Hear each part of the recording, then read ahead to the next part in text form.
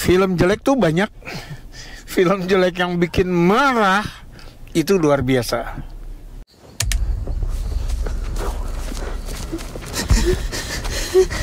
Rinsa. Rinsa. Ya Allah, matanya udah gak bengkak. Oke, The Talkies. Ngomongin film bersama Bayu dan Edoy. Iya, Bay, kita baru aja selesai nonton film Jurnal Risa by Risa Saraswati, judul lengkapnya gitu. Jurnal Risa by Risa Saraswati. Oke, Iya. Jadi Risa Saraswati itu udah nggak asing lagi di dunia film horor ya? Iya, sejak Danur ya. Danur dan Sejak universe-nya. Danur. Iya, sehingga dia jadi IP. Nah, sekarang dia sendiri muncul karena dia kan memang content creator yang ada YouTube channel Jurnal Risa gitu ya. Gitu. Ini jadi kayak J.K. Rowling muncul nih. Jadi kan marketingnya ini menjual seolah-olah ini dokumenter, sehingga kredit direkturnya pun Rizal Mantovani itu ditulis bukan directed by tapi documented by gitu. Nah, kita sepakati aja dulu dari awal bahwa ini memang bukan dokumenter. That's it. Jadi kalau ada yang bahas dari sisi dokumenter ya nggak bakal ketemu gitu ya. Oke. Nah, jadi ceritanya kan gue pada saat nonton gue went in blind, jadi gue nggak tahu apa-apa, sama nggak pernah dengar apa-apa. Nah, sama pada saat gue nonton pertama gue mikir nih dokumenter ini, tapi kok gini ya, mungkin nggak, akhirnya gue berkesimpulan ini adalah film jurnalis, maksudnya kontennya dia difilmin, mereka lagi bikin konten di acara itu gitu. Iya.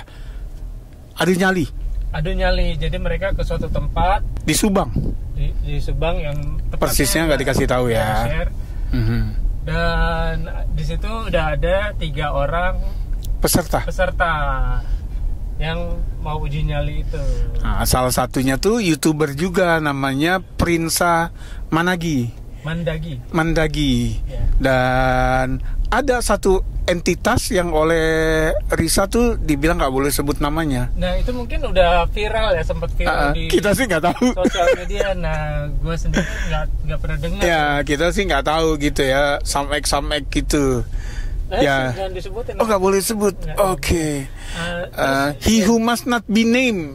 Ya. Tuh kan kayak Harry Potter lagi kan. Terus si Prinsa ini nggak percaya. Maksudnya ya dia nantangin lah. Jadi pada saat mereka udah ditinggal sendirian di malam-malam di tempat angker itu, dipanggil-panggil lah namanya itu. Padahal si Risa sendiri takut banget untuk jangan panggil. Setiap kali anak buahnya nyebutin nama itu aja nggak boleh, jangan gitu. Hanya untuk kemudian nanti dari tengah film tuh udah santai aja keluarnya nama itu. Oke. Jadi kayak gitu, akhirnya si Prinsa ketempelan ya. Ketempelan. Nah, ternyata yang nempel itu adalah masih ada hubungan saudara sama Risa. Gitu loh. Uwa. Ya, jadi si Prinsa itu ketempelan entitas berbahaya. Yang gawat lah gitu, karena kalau udah 5 hari ketempelan itu bisa mati orangnya. Oh gitu. Iya. Oke. Nah, jadi akhirnya Prinsa tuh harus dibawa ke kampung asalnya si Uwa. Nah, yang kampungnya aneh banget. Iya, dibersihkan lah di situ, coba dikeluarin si entitas itu. Ya, walaupun sebetulnya sebelum dibawa ke kampung tuh di rumahnya sendiri udah dilakukan proses pembersihan. Iya, pembersihan. Yang kitanya sih nggak dikasih lihat prosesnya seperti apa, gitu kan? Gitu loh. Jadi ya udah, akhirnya ya apa kemungkinan terburuknya itu ya itu yang jadi kejadian gitu. Ya, bagi gue ini benar-benar ya konten Jurnal Risa ini difilmin sama mereka apa? Jurnal Risa the movie gitu. Gue juga baru mau bilang gitu. Nah, terus tapi yang bikin, kan tadi gue bilang yang marah kayaknya gue doang nih, Mbak ya. yang bikin gue sebel sebetulnya adalah udahlah, lu nggak sepenuhnya pakai found footage, nggak sepenuhnya pakai documentary, ya amini aja gitu, nggak usah ngotot juga yang kayak ini beneran lo, actingnya mentah men. Ya, termasuk Risa sendiri gitu loh, yang memang sebagai content creator kan dia udah maksudnya sangat artikulatif gitu ya. Tapi di sini tuh mentah banget gitu. Jadi kayak ketakutannya itu nggak dapet gitu yang acting. Ya? Termasuk keluarganya ya. Maksudnya para anggota keluarganya. Gitu yang memang jadi satu tim. Itu basi banget gitu loh actingnya. Juga kayak yang kru yang ayo kamera ikutin ya. Aduh. Gitu. Okay. Maksud gue memang sama maksud gue gini, butuh skill khusus untuk acting yang nggak kelihatan kayak acting.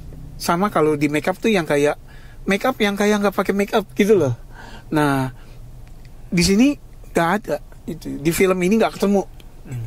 Actingnya tuh bahkan untuk yang bukan pura-pura dokumenter aja tuh actingnya masih mentah gitu loh. Apalagi yang pura-pura dokumenter yang memang punya tugas ekstra untuk meyakinkan penonton awam bahwa ini beneran loh gitu. Jadi kalau pendapat gue ya, gue jadi dari awal udah mindset bahwa oke, ini jurnal riset the movie. Jadi memang mereka udah nggak perlu acting lagi karena jadi mereka sendiri gitu. Dan gue nggak meratin jelek banget actingnya gitu, karena kayaknya di jurnal Risa yang kemasukan terus buang-buang roh jahat itu juga mirip-mirip gitu juga gitu. Tapi di konten YouTube-nya itu kalimat mereka, dialog mereka tuh nggak scripted. Di sini scripted, jadi mereka tuh hafalan skripnya berasa bay. Oke. At least itu. Ya pokoknya gue nggak memperhatikan itu malah. Okay. Jadi gue nonton karena pandangan gue ya udah nih YouTube-nya ya, the movie-nya maksudnya begitu. Cuman memang ada problemnya di sini. Gue sebagai penonton awam, gue nggak ngikutin jurnal Risa juga. Gue tentu pernah nonton ya. Gue nggak tahu siapa orangnya, tokoh-tokohnya. Jadi di situ ada beberapa Angga, Indi segala macam, kita nggak familiar ya. Itu kurang kalau misalnya di teori film ya harusnya diperkenalkan juga bahwa nggak semua orang tuh nggak fait accompli lah.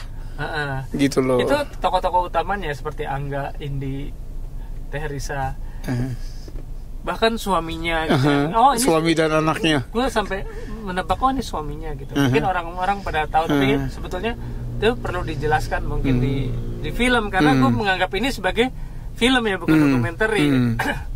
Apalagi kameramennya gitu yang Nick segala orang siapa itu. Iyoi. Sementara dia sebagai tokoh di film itu harusnya dia diintroduce di film itu, kameramen ya, apalagi dia punya speaking parts dan cukup lama screen time-nya misalnya gitu, dan atau perannya gitu sebagai kameramen. Jadi itu nggak ada di sini. Apalagi udah sampai makin menjauh nih filmnya, makin menuju klimaks, muncul tokoh-tokoh baru yang kita juga nggak tahu gitu, termasuk ada jagoannya nih dari tempat Risa, entah kakeknya entah bapaknya yang sakti gitu, tokoh yang didatangkan. Si Aki ya? Bukan, yang masih di tempatnya Risa sebelum ke kampung. Iya. Nah, gue nggak tahu tuh siapa. Tapi dia nggak diperkenalkan di situ. Dia mungkin kalau penonton jurnal Risa udah tahu, tapi masalahnya gue bukan penonton jurnal Risa. Bahkan gue yang udah nonton beberapa klipnya jurnal Risa aja nggak pernah ketemu siapa itu gitu. Jadi kayaknya memang filmmakers jurnal Risa by Risa Saraswati ini dia merasa bahwa udah cukup pede dengan captive marketnya jurnal Risa, sehingga ya artinya udah cukup gede tanpa harus ngerekrut new audience. Kita kan termasuk new audience ya, gitu loh. Mungkin gitu, makanya ya udah fait accompli aja. Kayak gitu. Nah, tapi maksud gue Oke, itu satu mendasar, tapi mungkin memang by design nggak pengen dibuat kayak gitu kan ya. Nah, cuma dari segi penyajian ini tadi tuh yang dokumenterinya itu yang nggak dapet, misalnya kayak CCTV-nya bener gitu kan ya. Gue nggak tahu deh, CCTV sekarang tuh 4K banget gitu ya. GoPro CCTV kan dilihatin masa. Satu lagi ada yang di ruang ganti di pemotretan yang sebetulnya mereka kan nggak masang itu, orang mereka nggak tahu kok ya. Apalagi di ruang ganti yang nah udah gitu bisa-bisanya yang ngomong ini kita nggak berani nunjukin ini ke mana, ke orang lain gitu. Nah itu krunya Risa gitu, padahal kan nggak mungkin, mereka udah masang duluan, mereka juga nggak tahu kok agendanya si Prinsa hari itu gitu ya, gitu. Nah yang kaidah-kaidah kayak gitu yang diterobos aja gitu loh. Sama kalau menurut gue jadinya sayang kalau kita lihat kreditnya itu DOP-nya kan jadi Sugandi ya.